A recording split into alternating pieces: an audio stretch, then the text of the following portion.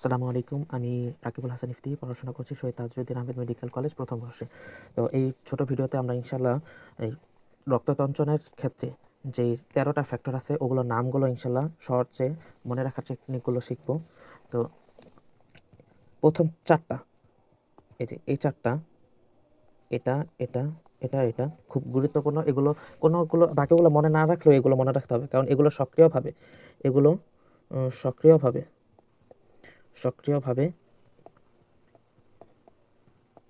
সক্রিয় ও প্রধান ভূমিকা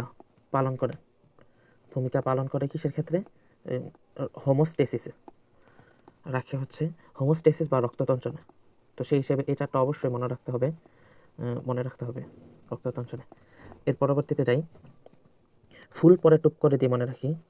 ফুল পরে পরে টুপ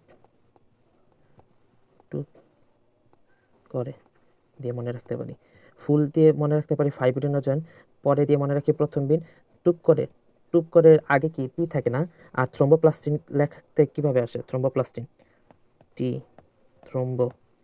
থ্রোম্বোপ্লাস্টিন প্লাস্টিন।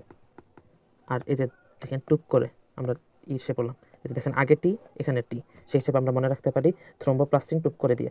আর করে দিয়ে মনে রাখবো ক্যালসিয়াম আয়ন। তো এখন বাকিগুলো আমরা মনে রাখি। 8 নাম্বারটা আগে মনে রাখবো, 8 নাম্বারটা, কারণ অ্যান্টি হিমোফিলিক ফ্যাক্টর এটার না থাকলে আপনার হিমোফিলিয়া হয়। হিমোফিলিয়া মানে কি? যেটা নাকি আমরা যদি ধরেন কোনো একটা কিছুতে কাটা ক্ষত হয়ে গেল, তো আমাদের সাধারণত যেটা হয়, হিমোফিলিক যদি না থাকে স্বাভাবিক অবস্থায়, এই রক্ততঞ্চন তাড়াতাড়ি হয়ে সেটা দ্রুত রিকভার করে ফেলে। কিন্তু মানে এটা যদি না থাকে, এই যে 8 নাম্বার 9 নাম্বার, এই যে 8 নাম্বারটা আর কি, 8 নাম্বারটা যদি না থাকে তাহলে সেটা এই এত সহজে হয় না, কি বলে, এত সহজে মানে রক্ততঞ্চনটা হয় না। তখন বারবার পড়তেই থাকে। একসময় এমনও ক্রিটিক্যাল অবস্থা হয়ে যেতে পারে যে শুধু মানে ছোট একটা ক্ষত, কিন্তু রক্ত পড়তে পড়তে মানুষ মারাই গেছে। তো এই জন্য 8 নাম্বারটা ভালো করে মনে রাখবো। এরপর হচ্ছে 9 নাম্বারটাও মনে রাখবো। 9 নাম্বারটা হচ্ছে ক্রিসমাস ফ্যাক্টর। আচ্ছা, হিমোফিলিয়া এ, এটা হচ্ছে হিমোফিলিয়া এ বলে। এটা যদি না থাকে, হিমোফিলিয়া হিমোফিলিয়া এ এ আর এটা হচ্ছে হিমোফিলিয়া বি।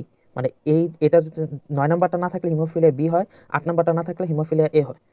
সেই হিসাবে মনে রাখলাম 8 9। এরপর হচ্ছে 5 মনে রাখি। 5 হচ্ছে প্রো এক্সেলারিন, আর 6 নাম্বারটা হচ্ছে এক্সেলারিন। মানে প্রো বলতে বোঝায় প্রো বা জেন, লাস্টে যদি জেন থাকে। শুরুতে শুরুতে প্রো আর লাস্টে জেন। এটা মানে হচ্ছে কোনো কিছুর আদি অবস্থা আদি অবস্থা আদি অবস্থা আদি অবস্থা। তো প্রো এক্সেলারিন মানে কি? এক্সেলারিনের আগের অবস্থা, আর এক্সেলারিন পরে আসবো, তাহলে সেই হিসাবে 5 6 মনে রাখতে পারি। তো পরে 7 নাম্বারটা মনে রাখবো হচ্ছে প্রো কনভার্টিন, স্টেবল ফ্যাক্টর বা প্রো কনভার্টিন, এটা স্বাভাবিকভাবে মনে রাখবো। 10 নাম্বারটা মনে রাখবো স্টুয়ার্ট।